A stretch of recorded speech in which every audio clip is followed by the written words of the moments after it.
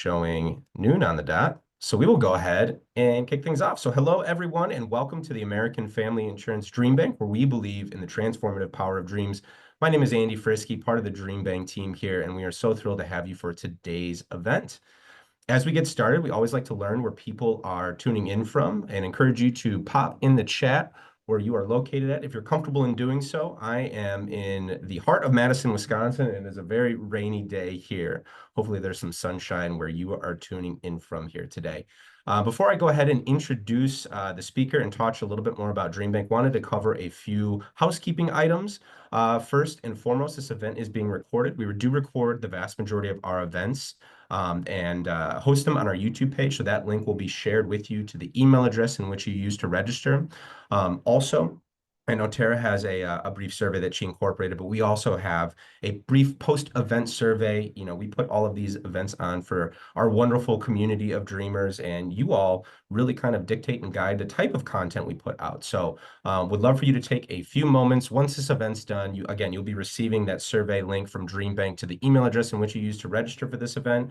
But we really would appreciate any thoughts or feedback that you all have, just because it really does help kind of steer and dictate the content that we put out for you all.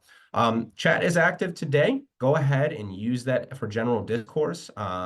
Tara will be joining here on the screen shortly, but if you have any sort of technical questions or issues or anything of that nature, go ahead and shoot me a private message, and I'll do my best to make sure that you all get sorted. Alrighty, so for those of you who have attended our virtual or in-person events in the past, welcome back.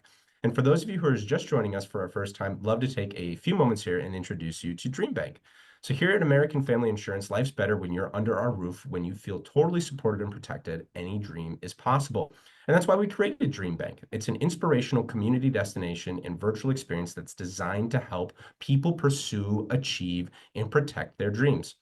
At DreamBank, there's something for every dreamer, from weekly events to immersive signature programs, special events, and on-demand content. Our free programming and resources are designed to bring you inspiration, motivation, and support no matter your interests. Go ahead and check out our upcoming virtual or in-person events at our website, which is amfam.com/DreamBank, and reserve your spot today.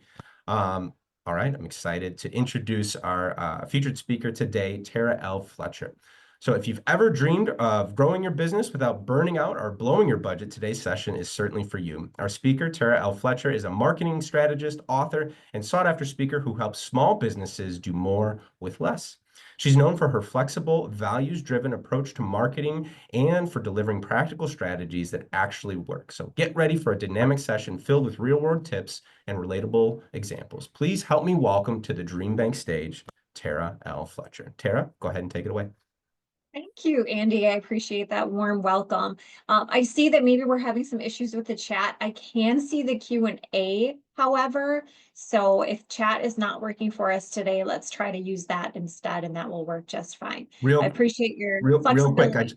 I just noticed that blunder on my end. I didn't have it enabled. Okay. So now it should be ready for Thanks, everyone. Andy. Great. Okay. Well, then I would love to see from you if you would put in chat where you are. As Andy said, we love to know where people are joining us from, being that we're open virtually. Sometimes we've got lots of folks from outside of Wisconsin as well.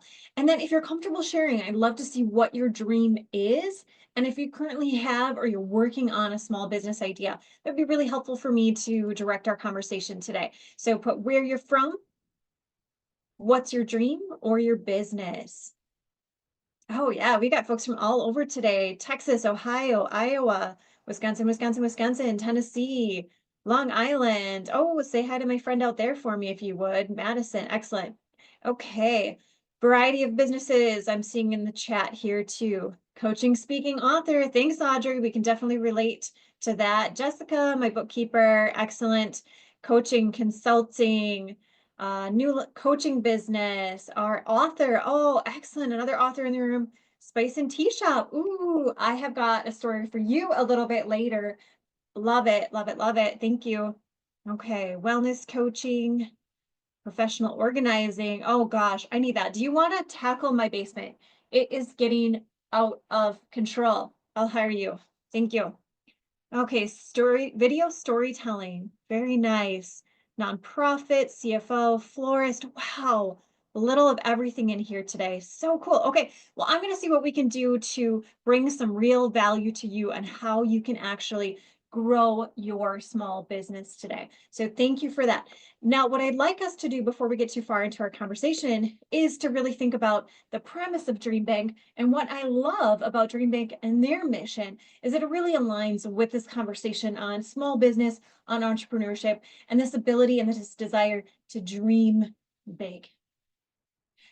If you would think about an oak tree for a moment, if an oak tree is planted in a 2-foot terracotta pot, and I know that it's terracotta because it's Terra spelled the right way, Terra, but if that oak tree was planted in a 2-foot pot, my question to you is, could it or would it reach its potential? Would it be limited by its surroundings? And what kind of potential could a tree like that see? We're talking enormous, enormous. Could be 60 feet tall, 120 feet wide. I mean, it has a huge potential for growth. So I want you to think about whatever that dream is that you're working on. A lot of you I see are working on your small businesses right now. What is the big picture? What is the big goal? What is the big dream? DreamBank is the safe space for you to hold and share those dreams. And I'm so excited that we can be here together to discuss about it. I look forward to our conversation today. All right. My next question to you is, how clear is that dream to someone else? Have you clarified it for yourself? Now, a lot of you put in the chat a very nice nutshell version of what you're working on. Now, my next question to you is, if someone went on your website or on your social media profiles that you use for your business, for your professional account, would they be able to quickly distinguish what exactly it is that you do? So clarify. Could I see in just 3 seconds what exactly you're selling? I'm going to pause here for a second. If you have a thought on how you can concisely and clearly share what exactly it is that you do, you're welcome to put that in chat for us as well.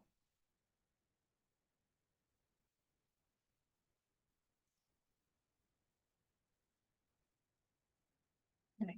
Custom gifts. Good. Scott Elberts, illustrator. Hey, Scott. Okay.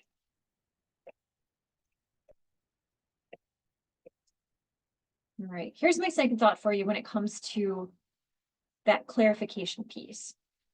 This is what's really going to help you connect with your customers. As you know, we're receiving countless commercial impressions in the course of a day, and it can be really hard to define, to narrow down, and for those messages to get through.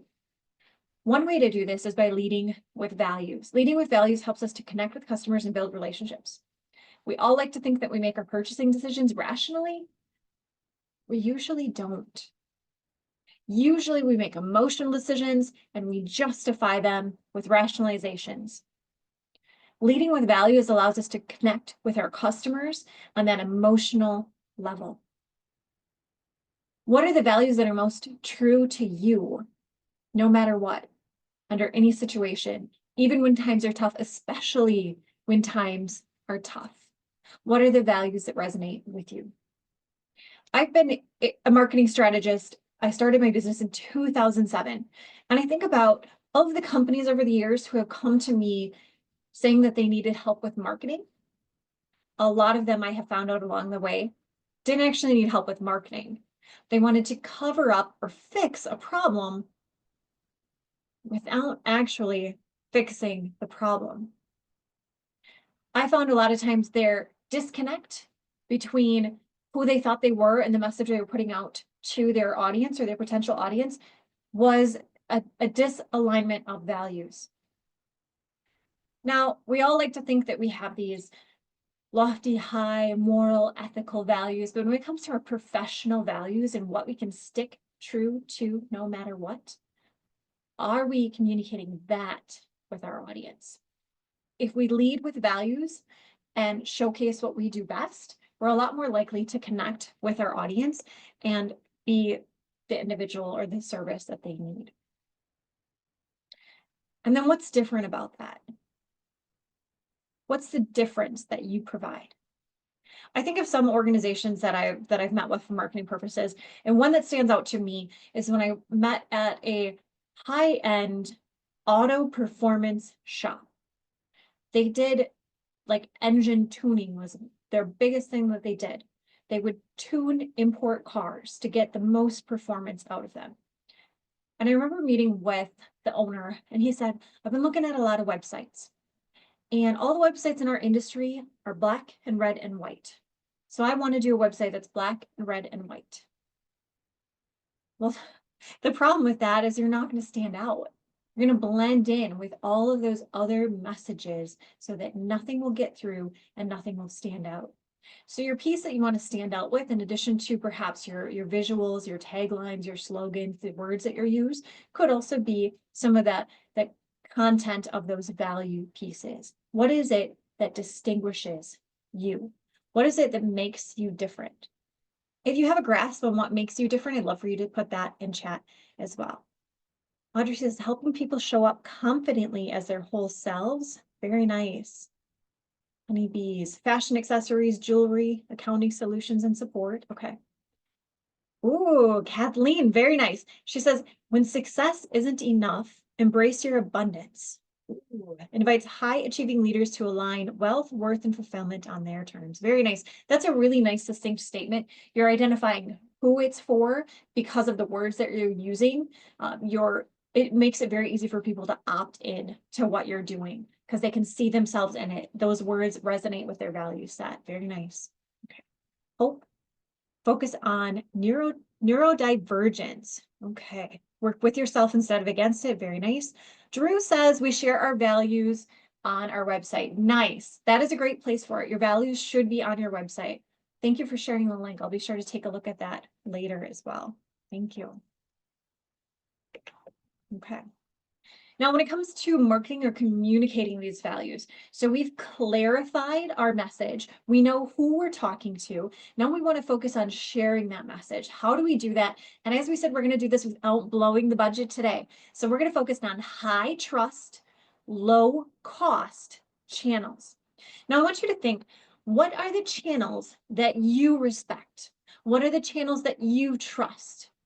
Is there a media outlet?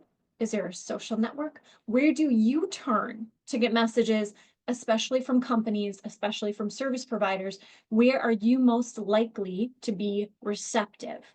Feel free to share that in the chat if you would, please. What are the channels or the networks where you have the most trust in the companies where they're sharing information? As Scott Albert says, he makes them look great. Absolutely. Thank you, Scott. He's a wonderful illustrator. I love his stuff. LinkedIn, Kathleen, I am with you. LinkedIn is my best platform for my business and for me as a professional. And I have found my LinkedIn profile tends to perform even better than my LinkedIn company page. Now, depending on the size of your organization, you might vacillate between the two. You might spend more time on your page or on your profile, depending on what your objectives are. Sweet Sanctuary Services says Google. Yeah. Okay. Let's talk about that for a second. So how do we get the visibility on Google? We've got a couple things to think about right here in this market part, our step to focus on high trust, low cost channels. Now, if you're going to organically show up at the top of search on Google, that is a big project and it takes a lot of work, especially if you're in a highly competitive field. That being said, if you really narrow down, niche down on who your audience is, who your best potential customers are, and you're very clear on your values and you have clarified your own message and you combine those, a very clear message with a very distinct audience, it's going to decrease how much it costs to get you to the top. Whether that's organically or paid, that's going to get you to the top faster. And I'll just say too, while we're on the subject of Google being a high trust location, that if you want to show up at the top, those sponsored pay-per-click ads are real easy and real quick to get you at the top, especially if you really niche down on who your audience is. You can control how much you want to invest. You can make it, you could spend $150 a month and potentially have a really big impact if you narrow that down and niche down on it. Okay. Audrey's talking about website here. Also, the Better Business Bureau, and reviews on social media. Yes, yes, yes, yes. Please get reviews. People are more likely to trust a review by someone else than they are what you say.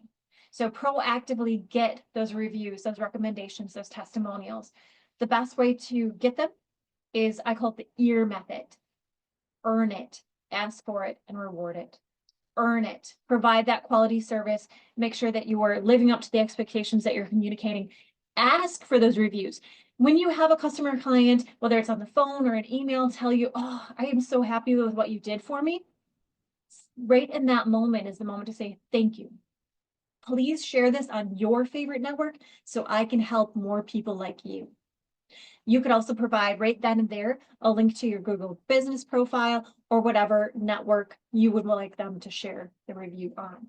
You do have to be a little bit careful of Yelp. Yelp, you're not supposed to actively ask for reviews on Yelp. So a lot of organizations kind of get around that by just posting a sign that says, we're on Yelp. And that implies that they'd like you to give them a referral on Yelp as well.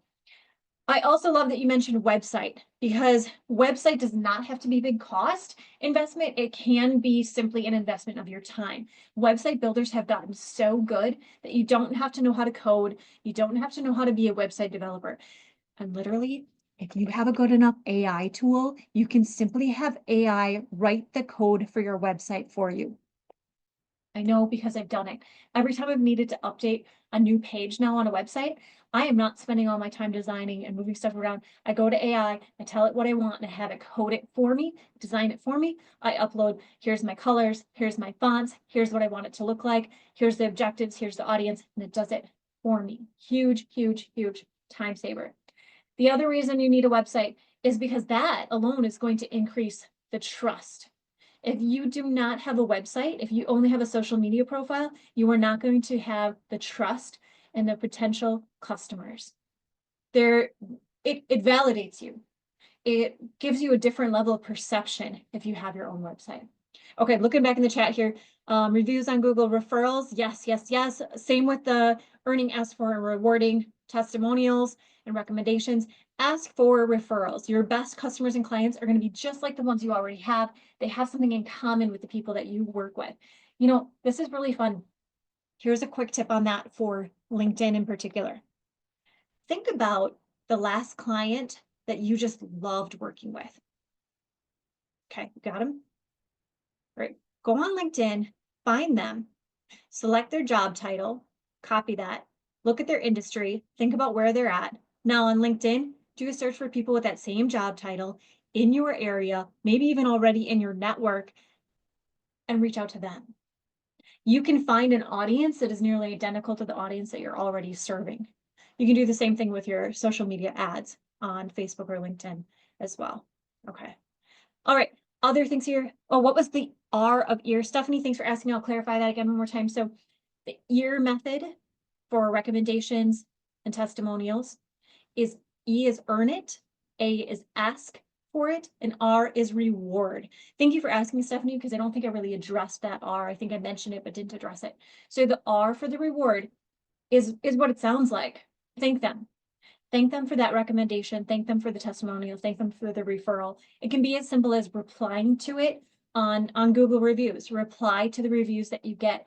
Thank them, thumbs up, comment. Send them a little gift in the mail if that's a good fit for you. Same for referrals. If you have a referral program, your referrals are going to be magnified.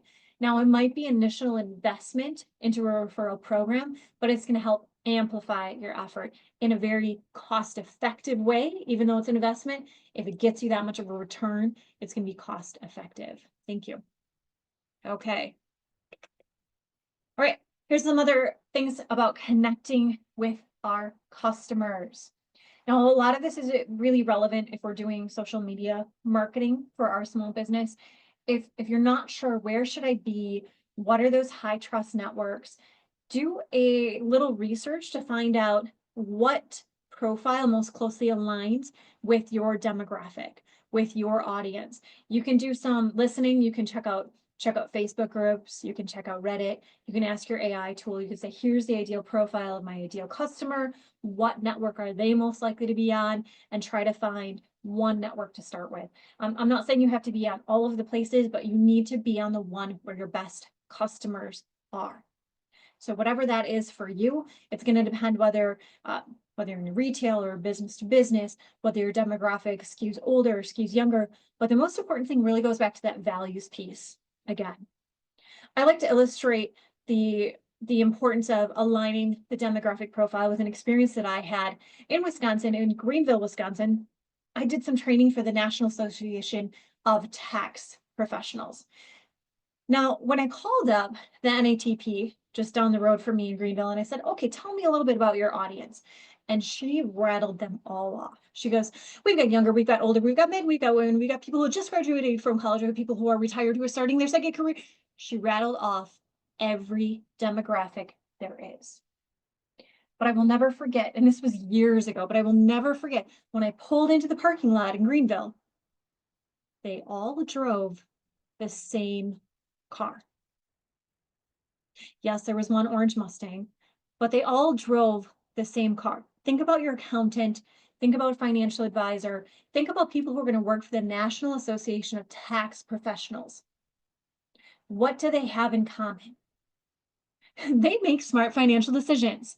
They drove at the time 7-year-old imports. They were in a dark, boring color. They had 4 doors. Why? Because they were affordable, because insurance was reasonable, and they just made sense for somebody who thinks about their financial decisions that way. So when you think about your customer, what is their orange Mustang or their opposite of their orange Mustang? What is their commonality? What is the thing that they have in common beyond that demographic profile, which is only going to get you so far? Spend some time listening to what their needs are, and that's going to help you to come up with the right content to share with them. If you have an idea of who your ideal customer or client is, please put that in chat for me. I'd love to know who they are and or what network you think they might be on. What is your ideal customer or client? What do they look like?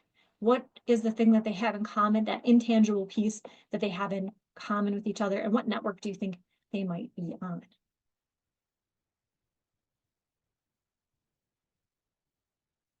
Mid-level leaders, excellent. Lori, that's a great one. You can very easily find those people right on your LinkedIn.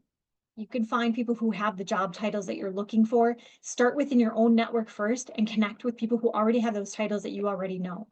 All right. Oh, very nice. Very specific from SIFT Consulting. High achieving midlife female professionals who are feeling a little about their jobs. Excellent, excellent, excellent. I would think probably the same thing for you as well. You're going to spend some time on LinkedIn, narrowing into people who have that kind of profile. That's very clear and very specific. Great. So if you haven't thought about it, spend some time thinking about who that exact audience is. Okay, so you know who they are, you know where they are, and now you're creating content to meet their needs, content that amplifies your values, that states very clearly what you can do for your audience. You're going to take a lot of time. You're going to stick a lot of time into creating that content. Then what? Repurpose it. Make something great and reuse it. Reformat it and share it in multiple places. This is going to save you time. This is going to save you energy. We said we're going to market smart without blowing our budget. So here's another way we're going to do it. We're going to repurpose our best content. Look at what has already worked. If you have your own website and you have Google Analytics, what are your most popular pages? What are the most commonly asked questions when people call you on the phone, when people send you an email? What are the frequently asked questions? Put that content on your website, put that content on your social media, repurpose it. This slide deck alone, I could take this slide deck and turn it into a blog.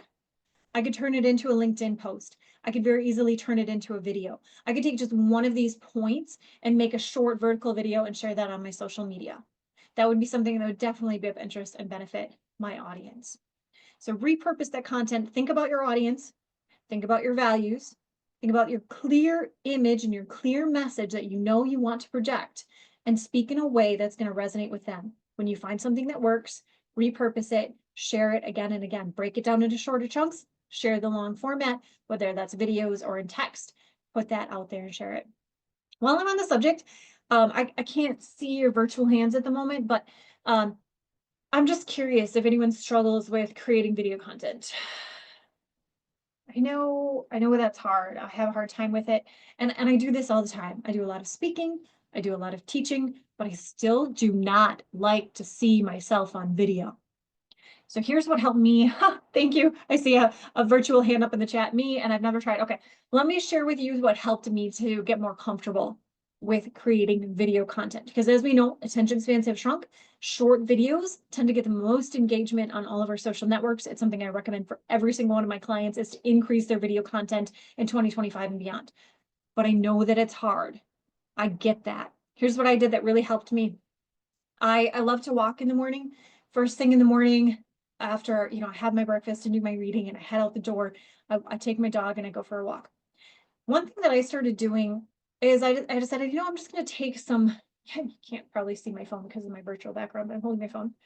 I'm going to take my phone every morning and I'm just going to have a conversation. I might pick like one of these points from the outline. I might pick one of those FAQs that people are asking in email, or the phone calls that I get, and think about things that my customers ask, or the misconceptions. That's a big teaching moment. Something someone says, or I'm like, ooh, that's right. They don't know anything about that. And I'm going to make a video. Now, this great time for me to do is walking the dog first thing in the morning. Now, this is Terra. First thing in the morning, walking the dog. I don't have my makeup on. I haven't done my hair yet. I might still be in my PJs, let's be honest. But I walk and I talk and I record a video.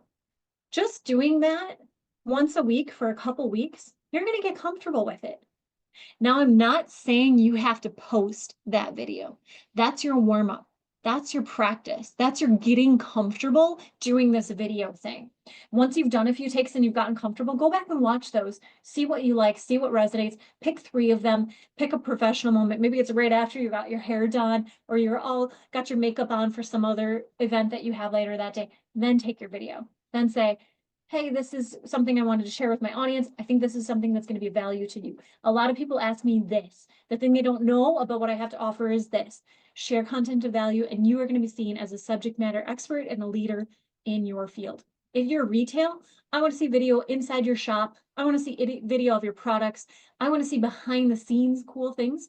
People love behind the scenes. Okay, I just got to take a look at the chat, see what I'm missing here. I don't mind doing video, but I have trouble coming up with ideas that will catch my ideal clients. Okay, Sweet Sanctuary, thank you for sharing that. So in addition to some of the things that we already mentioned, I'm going to make a note to myself because I have a sample content calendar, and I will share that at the end of our time together today or close to the end. I have a survey for you, and you're going to get a digital download. You're going to get 2 free chapters of my book. But if you put your email address in there, then I will send you an email with my content calendar to give you some inspiration for those post ideas. It'll keep your juices going. Another easy thing to do is ask AI. Tell them exactly that. Here's my business. Here's my ideal clients. Here's what I want to do. Give me 25 ideas. And you're going to at least get that brainstorming, get that process going. That's going to get you some ideas. And then once you find some you like, look through that list. Okay, of those 20, I like number 1, number 7, and number 19.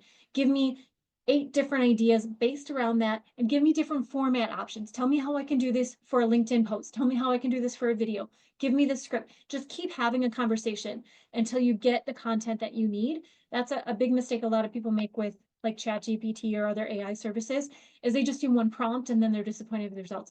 Keep chatting. Keep having a conversation and it will get better and it will get to know you and what you're doing better and give you even better results. So hopefully that'll help you get some more ideas there. Honeybee says, I'm okay with social media. I just don't get the reach I need to get the traffic. Okay. Thank you, Honeybee, for bringing that up. Some of our content later today is going to help you with that as we get into what we need to measure as well. We don't want to get worked up too much about likes or reach or that kind of thing. It's the quality of our audience that counts. We just need 1 or 2 people who are going to propel us in the right direction. Okay. Yeah, Kathleen is getting here. The more you put in, the more you get out with AI. Absolutely. Keep working on it. Okay. Amy says, reach out to me. All right. Very nice. Thank you. And I think we do have some other people who are really good at the social and the video side of things too. Feel free to, if everyone's comfortable, feel free to put your LinkedIn in the chat and you can share that so you can connect with each other offline as well. Okay, great. Thank you. Yeah, I love ChatGPT. I think the more you play with it, the more you'll enjoy it. And to me, it's definitely worth the investment for the paid version as well. Okay, let's look at, this is our 4th step now in Marketing Smart. We're under that subheading of connecting with our customers.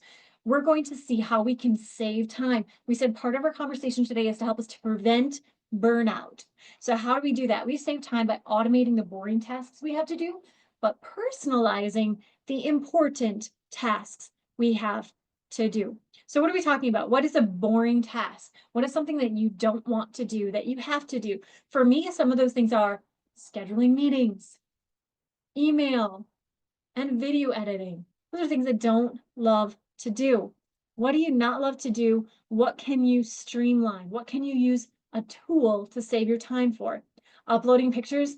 Yeah, absolutely. That can be a pain in the butt. I use a digital drive and have it automatically go to mine. Cold calling, Andrew. Oh, we all hear you on that. That is a tough one. We hate to do it. Okay.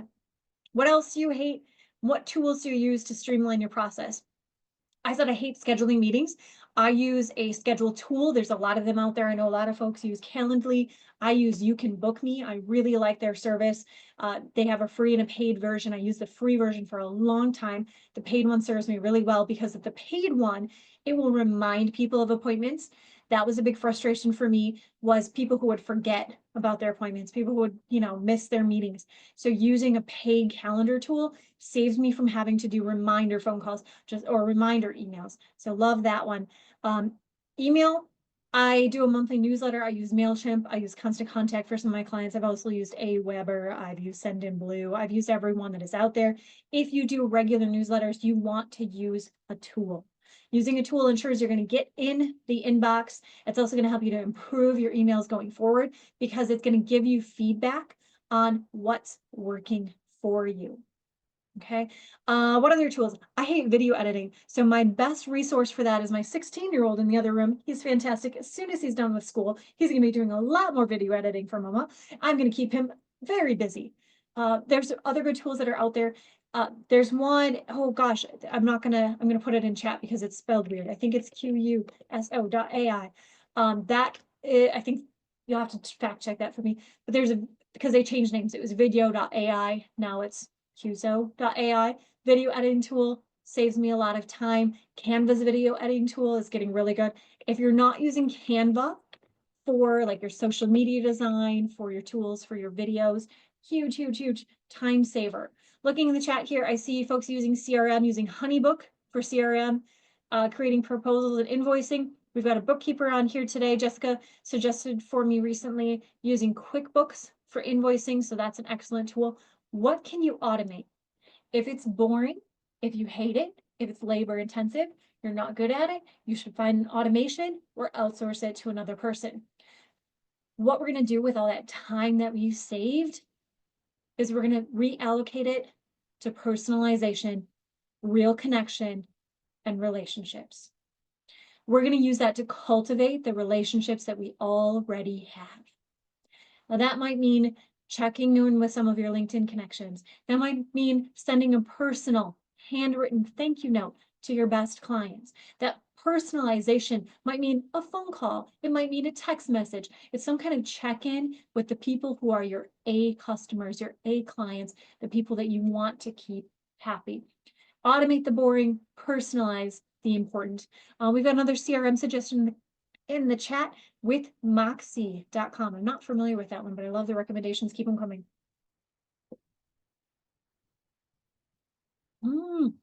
Thank you, Jessica.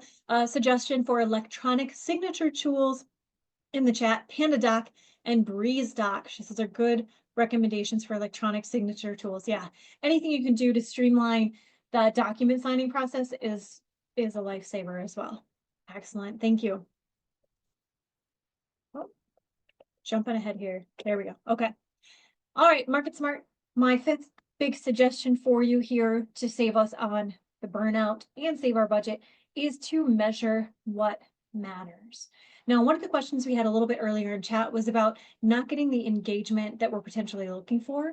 Okay, so here's my thought, my follow-up thought to that. We need to measure what matters. So my first question is, what are you tracking? What are you tracking? If you're comfortable doing so, go ahead and share that in chat as well. What are the metrics that are important to you and your business? Now, that's fine. Whatever it is fine. This is not a place we're going to pass judgment on it. We're just curious, what are the measurements that matter to you? And then how often are you looking at them?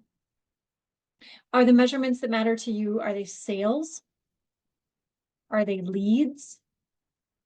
Are they clicks? Now, I don't want us to get too worked up on numbers like likes and reach. Yes, of course, they're important. And of course, I share them with my clients. I think one of the things that distinguishes me as a marketing strategist is the fact that I provide a report to my clients every month that shows this is where we were, this is where we are, and this is where we're going next. But we don't want to get all jacked up in some of those vanity metrics. Because at the end of the day, it does not matter how many likes or follows, what our reach or our engagement is. What matters is when it translates. I recommend not just tracking those numbers, but take a look at your Google Analytics and look at how people get to your website. Are they getting social media referrals to the website? Are they coming through organic search? Are they coming through referrals from another website? What is actually driving the traffic? Who is actually coming to your website and clicking on something and doing something? It's going to be easiest to measure if you have quality landing pages like your contact forms or something where they're actually making a purchase or committing to something. Track how they're getting to that page. Those are the most important metrics to track. Okay, I'm going to look at the chat here. Sweet Sanctuary says, I track where my leads are coming from. I check on my website analytics and Google. Good. I recommend, PS, I recommend at least once a month, look at your website analytics. I think I have only 2 people from social media book my services in 3 years. Yeah, I still post on social media, but I don't put my weight into it there. Okay, that's exactly what I'm talking about. Social media is really good for keeping you top of the mind, for keeping you this level of awareness in the minds of your potential customers. It's really good for kind of keeping that top of the funnel full, but the action doesn't happen until you get further down in that funnel. I have a whole chapter or a whole section on the funnel. You can't see the book, on the marketing funnel in my latest book, Flex Your Marketing, Scalable Strategies for Freelancers, Fractionals, and Small Business, that talks about how we drive that traffic to that decision-making process. And a lot of that is going to start with the things that we talked about today. We talked about initially awareness, clarifying our values, make sure that we're communicating the important message. Then we're making sure we're getting it to the right audience and we're developing those relationships. The sales and the decisions really happen at the bottom of that funnel when people make the decision to work with you, and they make the decision to work with you because of an alignment of values, because what you say and what you do and what you believe in resonates with them. I'm reading an interesting book right now, that's in the other room, about values and driving through values. And make sure if you're a reader, make sure you follow me on Goodreads, because I love to share the books that I read and the value that I find in my books on Goodreads. But if this is something that you haven't spent a lot of time thinking about, maybe do a little research in this area of what drives that decision. What makes people actually make the purchasing decisions that they make, and track those that work, those best customers that you have. Ask them as well. Ask them, how did you hear about me? What made you decide to work with my company? Those kind of questions are going to be even more telling than the numbers, than that you've got quantitative and qualitative information. Even more important than what your numbers are, the important thing is the information of what they're actually doing, why they're saying yes, what tips them over the edge, what gets someone to say yes to you and to want to work with you. Measure what matters. I'd like you to put in the chat, if you would please, what things you want to track that you're going to start tracking going forward. Is it sales? Is it leads? Is it clicks? Is it your social media referrals? Is it the referral sources to your landing page, your purchase page? What are you going to keep track of to make sure that you're keeping yourself accountable for your marketing? Okay. Point 6 here is to stay consistent and stay visible. And an easy trap for us to fall in is when things are good, sometimes we stop posting, we stop sharing that value. Then all of that awareness stage at the top of the funnel, we kind of got to start over if we're not staying visible, if we're not staying out there, positioning ourselves as a subject matter expert, as a leader in our field, someone who knows what they're talking about, someone who has a certain set of values that our audience is looking for. So this is Emily on here, Emily Saul. I'm wearing a sweater, but my arms don't look like that. Emily Saul, she did a TED talk that really resonated with me. It's the power of practice, lessons learned from 10 years of push-ups.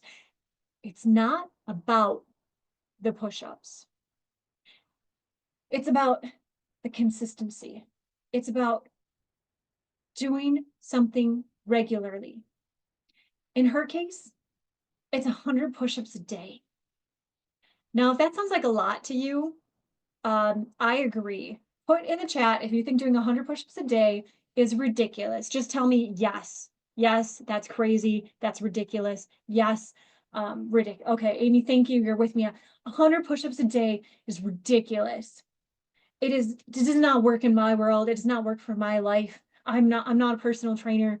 It's not going to happen. Oh, Honeybee says it's not enough. Oof. Oh boy, I don't want to meet you in a back alley. Oh, Honey was in the military. Okay. Okay.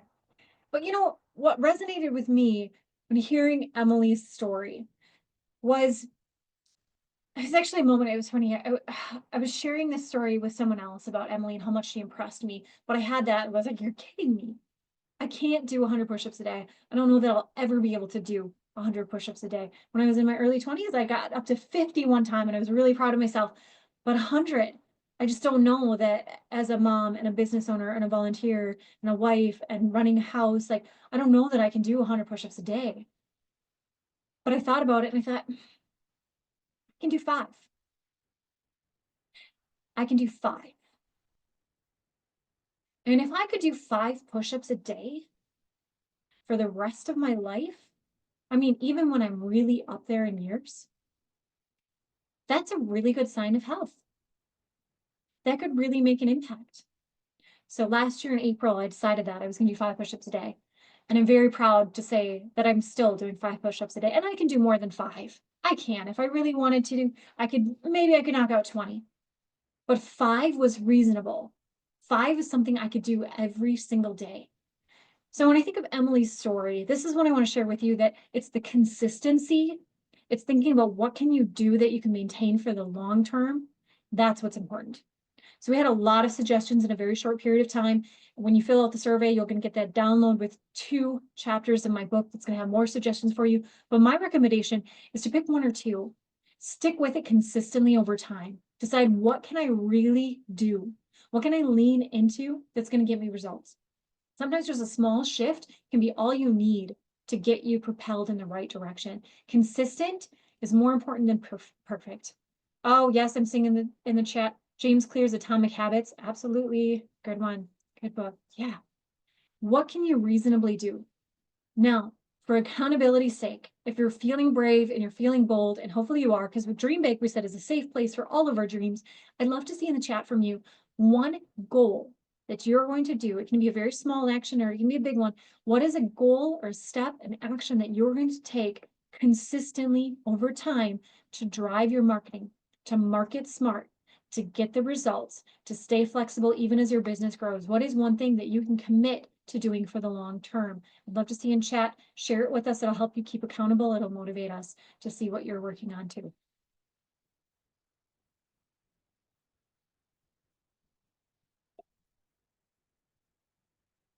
Come on, be brave. Or if you're just going to do 5 push-ups, I want to hear that too. Consistent blog newsletters monthly. Excellent. I love that goal. I think a monthly newsletter is a very good goal. Newsletters still have a very high return on investment. The email marketing ROI has been consistently stellar over time. Once a month is a reasonable frequency for most small business owners. Yes, blogs will help your SEO. Please don't give up on your blogging. You might be surprised. Keep checking those Google Analytics. I have some really old blogs that are still like at the top of my list of pages that people go to look at. I have like one that's something called like the Oregon Trail Generation. That is one of my most popular pages, and it is a blog from probably 2018. It is still one of the most popular. So yes, blogging will help. Being consistent, so your audience knows to look for it at a certain time of day, a certain day of week, certain day of the month, will really help with both blogs and newsletters keeping visible. Excellent. And practical tips that people will benefit from. Yeah. Sending a quiz. Ooh, I like that idea. Yep. Posting more consistently, checking Google Analytics. Yeah, I recommend Google Analytics. Check them once a month. Once a month is a reasonable frequency for that. Maybe that's something that you tie together. Maybe you tie, okay, once a month, whatever, the first Tuesday of the month, I'm going to send out my newsletter and I'm going to check my Google Analytics. That would be a great goal. Weekly LinkedIn posts, excellent. At minimum, if you are a small business owner, if you're trying to position yourself as a subject matter expert, a leader in your field, posting weekly on LinkedIn is really going to help. Also, if you haven't already tried it, I suggest you try doing some LinkedIn ads. Clarify your message, know who your audience is, and be very specific in the ad that you put out. You do not need to do a big investment. I think the minimum is like $10 a day. Just do something. Just invest a small amount in a LinkedIn boosted post or a sponsored ad from your company page. The reason why, the biggest benefit you're going to get from that is LinkedIn is going to have a representative reach out to you from their ad department and offer to schedule a meeting. They're doing this right now with LinkedIn, Google pay-per-click, Google AdWords. They're doing this right now too. Take that session and learn from them how to get more impact with even with a small budget, how to get a bigger impact with a smaller amount that you spend. So really good goal. Keep engaging in person with people. Yes, amen. Thank you. Blog about my book. Weekly LinkedIn posts. Yes, excellent. Really good goals. All right, nice. Thank you. Glad to see that. Excellent. I love all these goals that you guys have. So connecting with your customers, what are some creative ways that you can connect with your customers? And one of the biggest and best ways is to tell stories.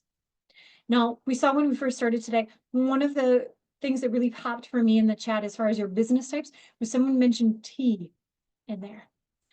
Now, I know a fantastic business owner who has a tea business, and she wrote a children's book that goes along with the tea. So cool. So cool. Like a literal book. So cool. Love it. It's this fairy tale story about an adoptive parent. So she's an adoptive parent, and she said there's not a lot of good fairy tales where the princess has a non-birth parent. And if they do, they're always in a negative light. It's like the evil stepmom, right? Right. So she created this whole story, literal story around the concept of a children's fairy tale that fits a unique audience. So cool. Another one of my favorite stories in my second book, Flex the Freelance. This is an unconventional guide to quit your day job. Yeah, you can't see that. Oh, here we go. This book is about starting your own business. One of my favorite stories in this book was Amy Zimmerman. So Amy Zimmerman started her business because she has a differently abled son. And she was concerned that he wasn't going to be able to find traditional employment because of the level of supervision that he needed.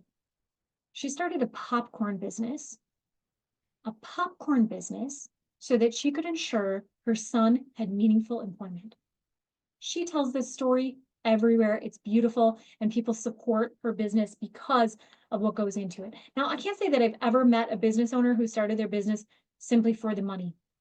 There's always that bigger dream behind it. You probably thought about that when we first started today. You probably thought about that when I said dream big. You probably thought, yeah, my big dream is to be home more with my kids, to spend more time with my family, to live a life professionally that aligns with my values as a human. Whatever that is, tell that story, and that will connect with your audience. That will connect with your customers. I really like Donald Miller's book, Marketing Made Simple. I like his story brand philosophy. There's a lot of good ways to incorporate story in there. As you can tell, I love books. I'm a big reader. Learn how to tell stories that resonate with your audience and make them the hero. Make them the hero. Yeah. Tell more stories. Okay, here's what I mentioned earlier. This is how you can do a brief survey to download those 2 free chapters of my book. You do not have to put your email address in it, but if you do, I will also send out that content calendar. I wrote it down to share that with you for inspiration so that you can come up with ideas for posting on your own social networks. And all you have to do is use your smart device to scan the QR code. You should be able to just put it on your camera and a link should pop up on your screen. You tap on that, answer a few questions. And if you found value in what I shared with you today, this is a way that you can share that you appreciated my session. This is my ear method right here. Earn it, ask for it, reward it. This is what I'm doing. I'm asking for your recommendations, for your testimonies, for your feedback so that I can continue to improve, but also so that I can help more people like you. So if you take a moment to do that, once you get that link pop up, it's going to ask for a code when prompted. That code is DREAM because we are here for DreamBank today. We really appreciate their sponsorship. We really appreciate them giving us this safe space for us to talk about our dreams. If you would please scan the QR code, fill out the survey, get the downloads. If you don't want to put your email address in, you don't have to. Go ahead and do that now. When you're finished, type done in chat, because I have one more thing that I want to share with you before I let you go today. And I won't know that you're finished unless you put done in the chat. What was the first book? My first book, or the first book that I mentioned today. I'm not sure. Kay Ballard, I mentioned a lot of books today. Flex Your Marketing is the book that this session is based on. Flex Your Marketing. Scalable Strategies for Freelancers, Fractionals, and Small Business. The other book that I mentioned that I wrote today is Flex the Freelance, an unconventional guide to quit your day job. I also wrote a book, Flex Your Communication, 47 tips for everyday success at work. I mentioned Donald Miller's Marketing Made Simple. I mentioned my values book that's in my living room right now, that Mary Gentile is the author's name, but I can't think of the title at the moment. I love books. I read a lot of books.